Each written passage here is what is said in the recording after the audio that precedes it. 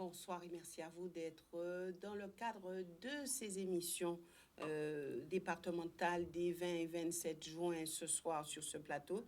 Nous avons un binôme qui nous vient du canton de Saint-François. Tout d'abord, Jean-Luc Périllan, qui est employé au Pôle emploi de Saint-François, homme de gauche, avec Ernest Moutoussamy en 1995, depuis 1995 et jusqu'à ce qu'il se retire de la vie politique. De 2010 à 2020, membre du PPDG. Depuis 1995, il a été dans ce parti, le PPDG, qu'il a quitté il y a maintenant 2 ans. Il est actuellement le deuxième adjoint au maire de Saint-François. Je veux parler bien sûr de Bernard Pancrel. À ses côtés, Sabrina Robin, qui est enseignante actuellement, formatrice. Elle est conseillère municipale déléguée aux côtés du maire de la Désirade, Loïc Tonton. Elle a fait ses débuts en politique avec ce dernier, donc on peut dire qu'elle est fraîchement, on va dire nouvellement, en politique. Madame, monsieur, merci d'être avec nous, avec moi sur ce plateau et merci de devoir répondre à ces questions pour éclairer la population de votre canton, je le précise, qui regroupe donc la Désirade, Saint-François, mais aussi Sainte-Anne. Voilà. Alors, lorsqu'on entend le parcours, lorsqu'on s'arrête aux récentes élections, on peut dire que vous êtes vraiment le binôme en pole position pour remporter ces élections, puisque je suppose que vous avez le soutien pour vous du maire de Saint-François et pour vous du maire de la Désirade. Ce que moi, je voudrais déjà vous remercier de nous avoir invités. Bonsoir aux téléspectateurs de Canal 10 et singulièrement les téléspectateurs du canton numéro 16. Ce que moi je dis, c'est que nous sommes le binôme de la majorité municipale de la Désirade et de son maire Loïc Tonton, de la majorité du maire de Saint-François, M. Bernard Pancrel, et bien évidemment de mes camarades élus. Et nous sommes aussi le binôme de la majorité et du président de la communauté d'agglomération, la Riviera du Levant, mais aussi de la majorité du président Chalus, puisque nous avons sur notre liste Madame Diana Piran, qui est la suppléante de Madame Robin, et mon suppléant, c'est Monsieur Jean-Marie Abila, qui est aussi de la majorité de Saint-François. Donc vous avez le soutien du président sortant Harry Chalus, c'est ça? Et nous avons aussi le soutien du GUSR et de son président Guy Losbar. D'accord. Et puis aussi du maire du Gosier?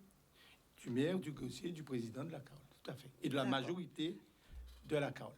Avec autant de soutien, est-il possible de perdre cette élection? Écoutez, une élection n'est jamais gagnée d'avance. C'est le peuple qui va décider. En tout cas, nous sommes dans cette démarche-là pour effectivement demander à la population de soutenir notre candidature, puisque de toute façon, nous sommes là pour travailler en lien, en étroite collaboration avec le maire de la Désirade, le maire de Saint-François et bien évidemment le maire de Sainte-Anne et la majorité de la Caole. Alors, est-ce qu'on peut dire que Christian Baptiste vous soutient aussi? Je ne dirais pas que le maire de Sainte-Anne me soutient, mais ce que je veux dire, c'est que nous n'aurons aucun problème à pouvoir travailler avec le maire de Sainte-Anne, dans la mesure où nous ne sommes pas des élus de Sainte-Anne et nous sommes naturellement à la Caole. Nous travaillons symbiose déjà avec le maire de Sainte-Anne. Donc là-dessus, il n'y a aucun problème pour pouvoir travailler avec le maire de Sainte-Anne. C'est que nous n'avons pas de présence politique à Sainte-Anne, donc nous n'avons pas de soucis. C'est naturellement que nous allons travailler toujours dans cette philosophie de la Caole, de travailler avec les 3 communes du sud-est du Levant. Au-delà, qu'est-ce qui fait votre force? Alors, bonsoir Madame Boissé, chères téléspectatrices et téléspectateurs, bonsoir, et particulièrement bonsoir à la population de la Désirade, de Saint-François et du sud-est saint-annais. Donc, pour répondre à votre question, Madame Boissé, ce qui fait notre force, je vais reprendre ce que vient de dire Monsieur Périan.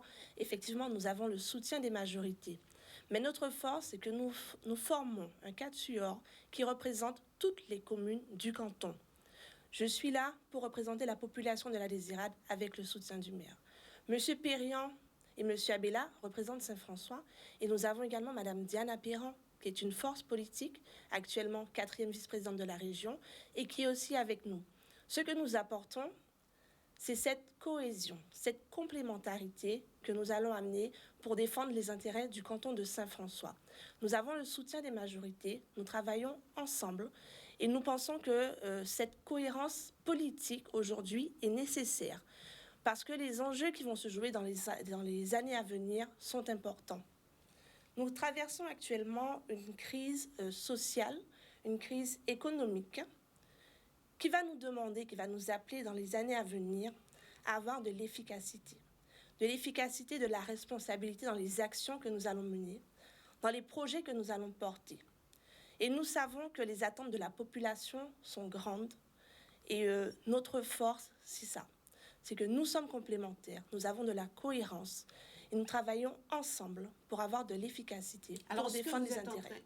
Ce que vous êtes en train de nous dire, qu'il serait important qu'Harry Chalus soit élu au niveau de la région pour rester dans la cohérence et que Guy Losbar, par exemple, soit le président de la collectivité départementale. Quand vous parlez de cohérence, c'est bien de ce dont vous parlez ce soir? Écoutez, la démarche que nous avons actuellement de travailler avec toutes les majorités, on chemine vers ça.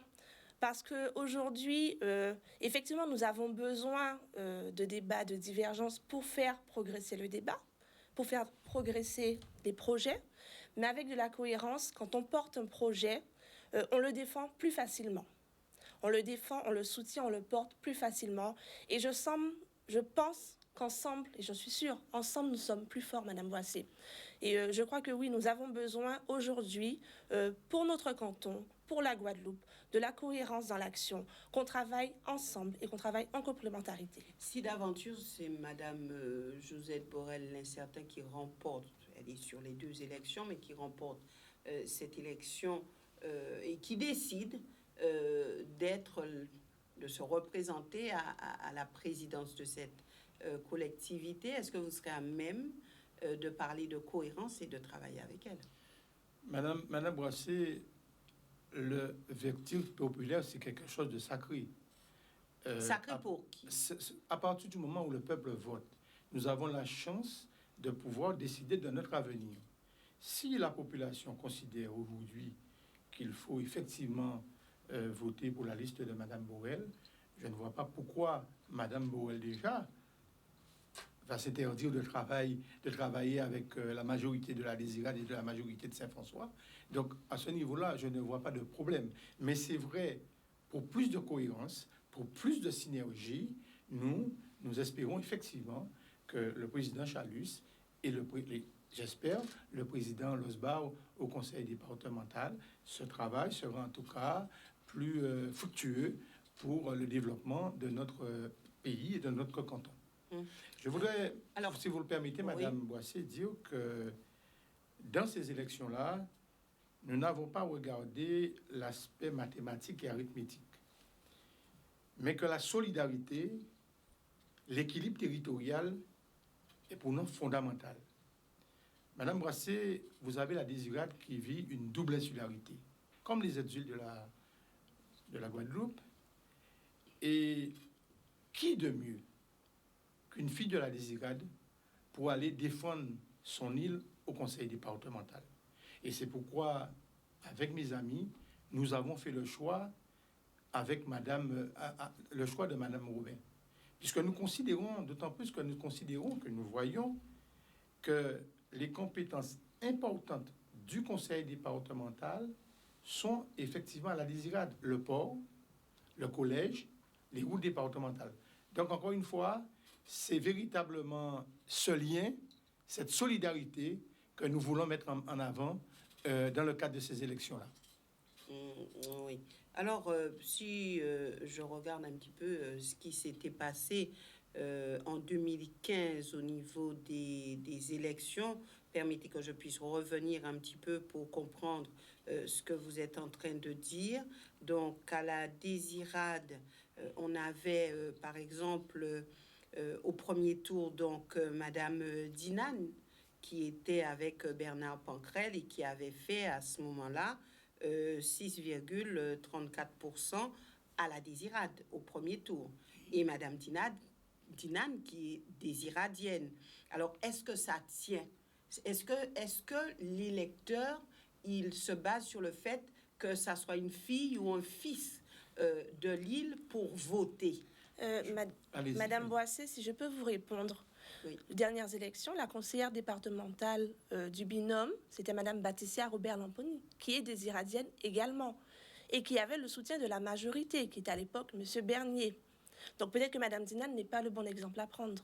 C'est vrai? Elle n'est pas un exemple à prendre? Non, mais quand vous parlez en termes de pourcentage, aujourd'hui, il me semble que nous avons le soutien des majorités et que nous avons peut-être plus de force en ce moment. Donc pour vous, c'est vraiment ça, avoir le soutien des majorités pour être élu, c'est vraiment ce qui pèse. Madame, allez. Le soutien des majorités est important, pour les raisons qu'on a expliquées précédemment, mais nous ne comptons pas que sur ça.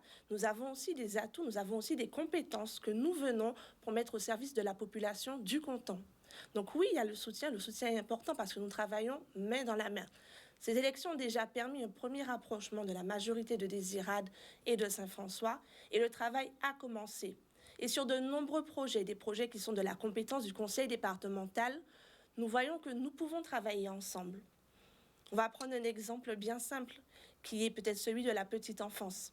Actuellement, la municipalité de Saint-François porte un projet d'ouvrir une crèche inclusive, et nous avons déjà pensé à laisser des places dans cette crèche pour les enfants de la Désirade. Et de Sainte-Anne. Et de Sainte-Anne.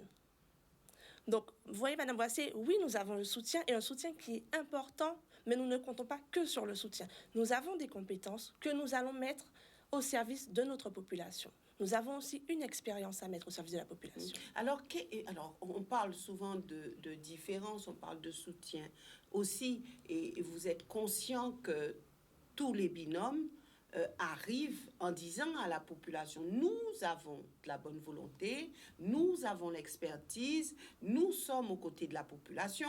Alors, il y a 4 binômes sur votre canton. Comment s'en sortir? Comment faire la différence? On met de côté les soutiens, mais en tant que binôme, qu'est-ce que vous portez de plus à cette élection? Au-delà de ce discours, nous sommes les meilleurs, nous sommes les plus beaux, nous sommes les plus forts. Nous n'avons pas dit ça. Ne disons pas que nous sommes les meilleurs. Bien de là, nous avons beaucoup à apprendre, Madame Boissé. Absolument. Il y a un élément important, Madame Boissé, dans ces élections-là, c'est que Madame Robin et moi-même, nous sommes élus de 2 majorités. Donc nous sommes dans 2 majorités. Et que nous allons véritablement pour aller défendre le canton. Je ne veux pas faire injure à mes adversaires politiques, mais c'est déjà, vous le savez, Madame Biroumal, Monsieur Teddy Marie et même Madame Delaney ont déjà affiché clairement leurs intentions pour 2026. Ils ont dit quoi? Qui seront candidats en 2026. Nous sommes là pour les élections départementales. Nous ne sommes pas candidats pour 2026. Nous sommes là justement pour travailler. Pour travailler. Oui, mais voilà, d'accord. Mais nous ne sommes pas là pour préparer cette élection-là. N'est pas un palier pour nous pour préparer les 2026. Ensuite, Madame Boissé, moi, de par mon parcours professionnel et extra-professionnel, j'ai une expertise dans l'insertion sociale et professionnelle. Et humblement, c'est cette expérience, ce sont ces compétences, bien évidemment avec mes lacunes, que je souhaite porter véritablement pour cette population de ce canton-là. Absolument. Et c'est vrai que nous n'avons pas voulu dire que nous sommes les plus forts parce que, comme dit Monsieur Périan, nous avons beaucoup à apprendre et nous en sommes conscients. Mais c'est vrai que nous avons, par nos parcours professionnels et par notre investissement dans les territoires du canton, peut-être déjà fait des constats, porté des projets, et nous savons où nous voulons aller. Donc nous avons cette envie de travailler et de défendre les intérêts. Monsieur Perriand a cette expérience dans l'insertion professionnelle. Moi, j'ai une expérience dans l'éducation. J'ai eu l'occasion, au cours de ma carrière, de coordonner le réseau éducation prioritaire de la Désirade. Et j'ai fait des constats, Madame Boissé, et je pense qu'il est temps que les collectivités jouent leur rôle, que le département joue son rôle, afin qu'un enfant, qui soit de la Désirade, de Saint-François, de Sainte-Anne, ou peu importe la commune de la Guadeloupe, ait accès aux mêmes chances. Donc, il me semble que dans son rôle primordial, qui est la solidarité, il faut que le département joue son rôle. Et c'est ce que nous nous engageons à défendre avec M. Perriand. Le département ne joue pas son rôle. Le département fait ce qu'il peut avec les moyens qu'il a, mais je pense qu'on peut aller bien plus loin. Vous devrez faire avec ce que le département a aussi. Nous ferons avec ce que le département a, mais nous ferons aussi avec l'envie et la force que nous avons de porter plus haut les intérêts de notre population. Ce qui manque, c'est l'envie et la force des élus actuels. Il manque l'envie peut-être, il manque la force, mais il manque aussi peut-être cette connaissance des problématiques propres de chaque territoire. Alors, Madame Boissé. oui, juste sur la Absolument. connaissance des problématiques, juste Monsieur Perriand, sur la connaissance des problématiques, tous vous vivez sur le même territoire, tous vous appréciez, vous êtes des citoyens, donc vous voyez ce qui se passe. Donc comment un élu peut être en décalage avec les problématiques de son territoire? Je ne vais pas parler de décalage, je vais parler de priorité. Et peut-être que tous les élus n'ont pas les mêmes priorités. Et nos parcours professionnels, notre implication sur le territoire fait que nous avons des priorités qui sont les priorités de notre population. Un exemple bien simple pour la Désirade. Le port de la Désirade est un port départemental. Vous n'êtes pas sans savoir qu'il y a peu de temps, la Désirade est restée enclavée pendant plus de mois parce que le bateau ne faisait plus les rotations, parce qu'il y a eu un problème au niveau de l'entretien du port. Et ça, Madame Boissy, il me semble que nous sommes en 2021, ce n'est pas normal. Alors, d'année en année, j'ai eu à me déplacer souvent sur la Désirade et j'ai entendu ce même discours. Le port, rien n'est fait. Le port et encore le port. Les élus se sont succédés. Actuellement, vous avez un maire qui a parlé aussi de ce port. Et vous dites que c'est encore la même situation. Écoutez, vous parlez du port, je vais vous parler des routes, je vais vous parler de l'éducation. Il y a des discours qu'on entend, il y a des constats qu'on fait, ça fait des années qu'on les fait. Et je pense qu'aujourd'hui, il est temps que ça change. Il est Alors, temps qu'on si ça se fait bouge. des années qu'on les fait, mais qu'est-ce qui se passe? Il y a quelque chose qui coince quelque part.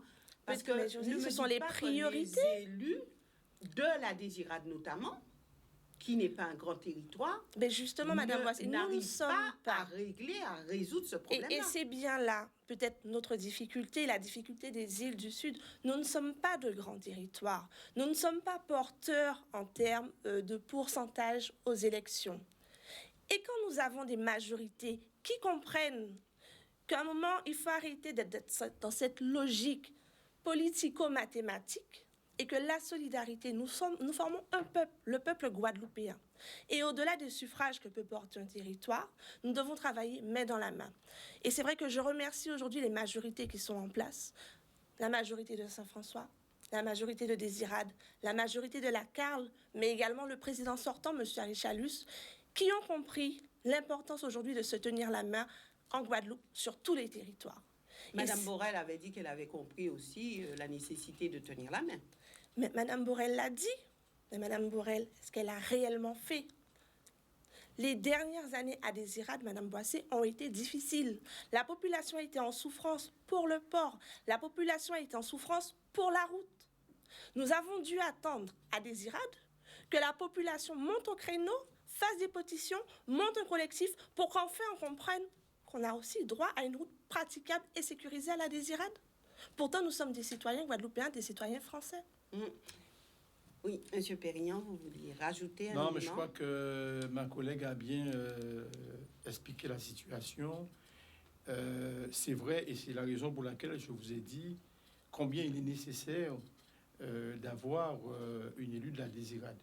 puisque Madame Boubin vous a expliqué que souvent, ce sont plus des schémas et des priorités mathématiques que véritablement le besoin même de la population qui est mis en avant.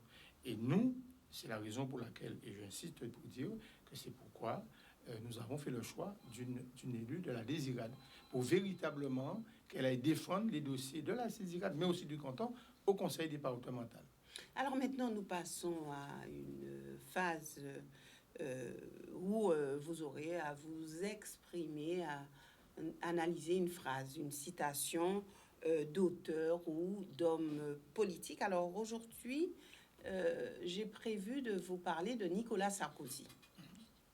D'accord? Homme politique, je sais que vous êtes des gens de gauche, plutôt, mais Nicolas Sarkozy qui dit « Ce qui fait la crédibilité d'une ambition, c'est le prix personnel qu'on est prêt à payer. » Alors, comment analysez-vous cette phrase de Nicolas Sarkozy et est-ce qu'il est dans le vrai? Si je peux commencer, hein. Allez-y. Le prix personnel qu'on a payé, vous savez, Madame Boissé, quand on est jeune, quand on est mère de famille, quand on est père de famille, quand on est désiradien, Saint-Franciscain, Saint-Anais, et quand on décide de faire le choix de s'investir pour son pays, je crois que on ne compte pas ses heures, on ne compte pas ses jours, on ne compte pas ses nuits, parce qu'on sait qu'on est en train de préparer l'avenir du pays, notre avenir, l'avenir de nos enfants. Mais, c'est-à-dire la place de la famille, Madame Boissé, la famille est avec nous, la famille nous soutient. Ce n'est pas un combat personnel, nous sommes portés. Nous sommes portés par des personnes qui croient en nous et qui ont cette même envie de se battre pour un avenir meilleur, un avenir plus confiant et un avenir plus lucide surtout. Donc, ce qui fait la crédibilité d'une ambition, vous dites, comme Nicolas Sarkozy, c'est le prix personnel qu'on est prêt à payer? C'est l'investissement. C'est l'investissement qu'on va mettre dans ce qu'on fait.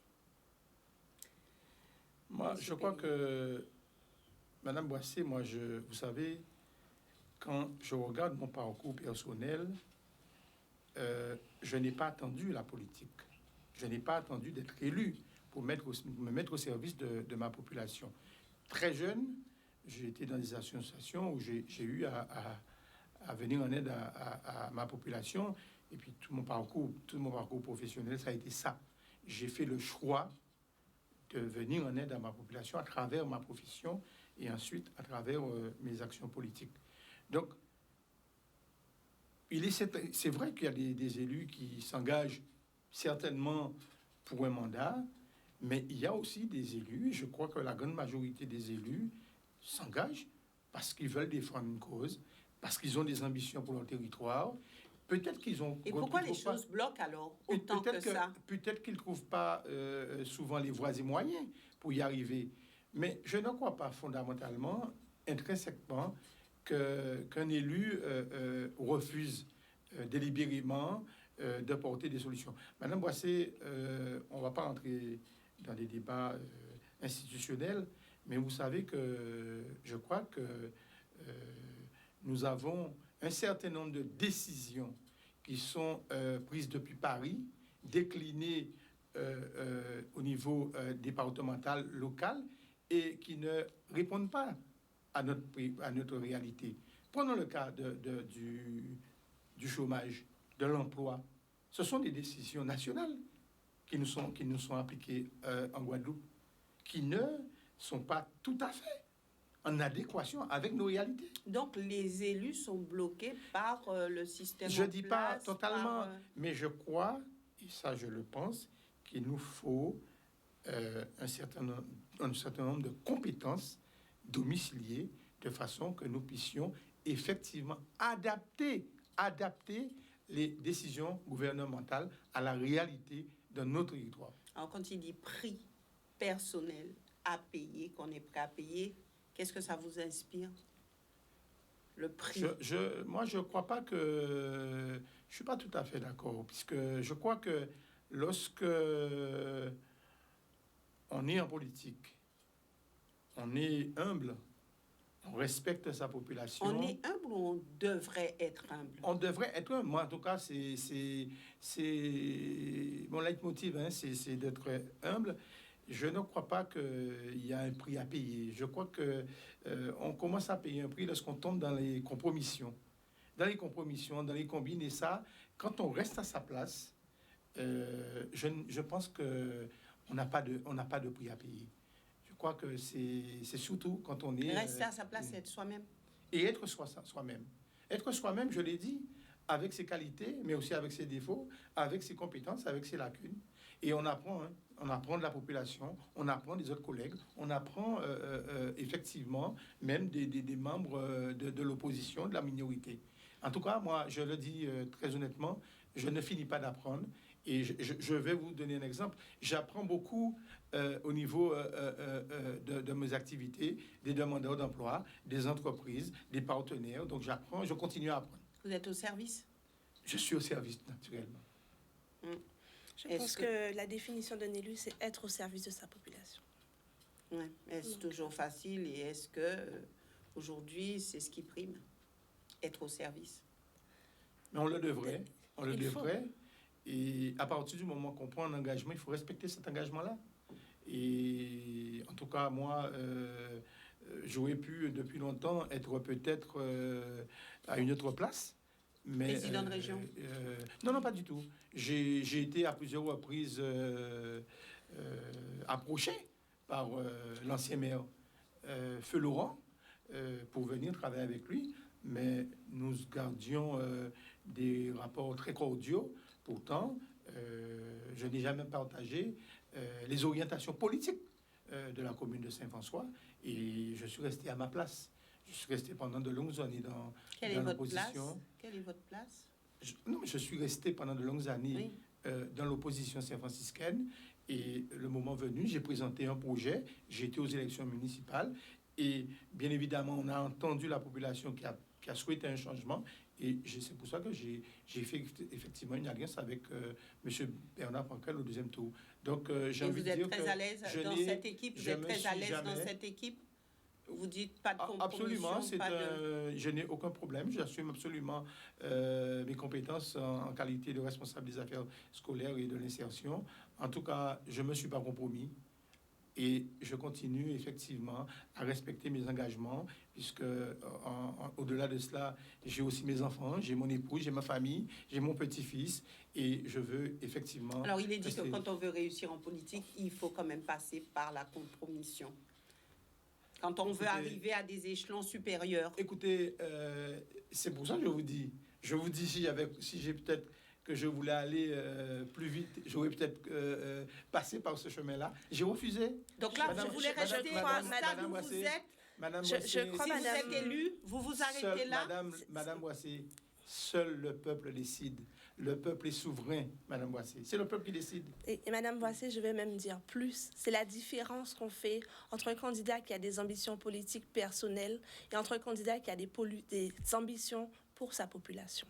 Et je pense que nous avons des ambitions pour notre population et nous n'avons pas à ce jour d'ambition politique personnelle. Alors, la différence, il y a quand même une vraie subtilité. Madame Boissé, je vous donne un exemple. Parce que pour être au service de sa population, quand on a décidé de se lancer en politique, plus on grimpe les échelons, plus on peut justement agir au niveau de la population. Donc, est-ce qu'on ne tourne pas en rond? Mais écoutez, en tout cas, aujourd'hui, nous sommes dans une configuration qui va faire que, de toutes les façons, nous aurons les leviers que nous pourrons activer pour défendre les intérêts de notre population. Et si vous êtes élu, vous vous arrêterez à cela? En tout cas, pour l'instant, je n'ai pas d'autre ambition politique. Pour l'instant. Vous êtes Madame encore Boissé, jeune. je voulais vous dire, si je m'étais engagé en politique pour une ambition personnelle, je vous ai dit que j'ai été candidat aux élections. J'ai conduit Nice aux élections municipales de 2020. Oui, je le sais. Si j'avais des ambitions pour être maire en 2026, j'aurais pas fait d'alliance avec M. Pancrel et me retrouver derrière lui. C'est parce que j'étais habité par cette ambition de travailler pour ma population. Alors, je ne suis pas là pour vous faire un procès, monsieur. Non, mais je vous explique. Mais ce que vous dites là aussi, ce qu'on voit, ce qu'on peut voir, peut-être pas vous, mais il y a des gens qui, pour justement arriver à être au pouvoir, font des alliances et ensuite à l'aube d'une quelconque élection, se désolidarise avec le maire ou autre, hein, et qui se présente en tant que tête de liste à une autre élection. Absolument. Ça se voit tout le temps. Absolument. Ce n'est pas parce qu'on a fait une alliance avec Tout à fait. quelqu'un qu'on est fidèle jusqu'au bout et que ce mariage va jusqu'à la mort. Tout à Voilà, fait. tout ça. Vous avez parfaitement raison. Voilà, nous sommes d'accord et c'est peut-être bien là le problème. Pourquoi est-ce qu'on n'arrive pas à aller plus loin? Mais comme vous parlez de mariage, le mariage qu'il y a eu entre M. Perrien et M. Pancrel, jusqu'à ce jour, il tient. Parce qu'ils ont fait alliance au municipal et nous faisons de nouveau alliance. Et le travail au sein de la majorité municipale de Saint-François se fait et continuera à se faire. Maintenant, nous avons très peu de temps pour un engagement chacun. Monsieur Pérignon, vous avez parlé d'engagement, vous avez dit qu'un engagement, c'est sacré, un engagement, il faut le tenir, vaille que vaille. Donc, quel est votre engagement aujourd'hui face à votre population? Alors, il n'y a pas que ce l'engagement. Mais puisqu'on n'a pas Madame beaucoup de temps. Boissé, vous savez que moi, ce que je souhaite, c'est que nous puissions sortir les personnes victimes d'handicap de l'ombre et que nous puissions effectivement les mettre en avant. C'est nous qui devons nous adapter aux personnes handicapées. Et ce ne sont pas les personnes handicapées qui doivent s'adapter à nous. Aujourd'hui, quand on voit qu'une personne qui est en chaise roulante ne peut pas prendre le transport public, il faut aménager le réseau pour permettre effectivement que les personnes à mobilité réduite puissent effectivement prendre. Quand on voit que nous avons les plus jolies plages du canton et que nos personnes à mobilité réduite ne peuvent pas accéder à la plage. Voilà, Madame Boissé, à cela que je veux arriver, véritablement sortir les personnes âgées de l'ombre. Et c'est nous qui devons nous Âgées adapter. ou en situation de handicap? Est-ce que Âgées ou en situation de handicap? les personnes en situation de Vous handicap... avez dit âgées tout à l'heure. Ah non, les personnes en situation de handicap. D'accord. Voilà. D'accord. C'est un de mes engagements. D'accord. Pour vous? Je ne vais pas partir sur une compétence particulière du département parce que pour moi, elles sont toutes importantes. Mon engagement envers la population du canton de Saint-François aujourd'hui, ce sera la proximité et la présence sur le terrain, l'écoute pour être au plus proche des priorités de la population du canton. Donc, la proximité, la présence sur le terrain et l'écoute pour être au plus proche de vos besoins. Merci à vous. Merci aussi à vous, téléspectateurs, de suivre ces émissions. J'espère que vous êtes nombreux sur ce canton de Saint-François à suivre cette émission. Et j'espère que vous pourrez vous faire une idée et vous faire un choix surtout les 20 et 27 juin. Excellente soirée à tous.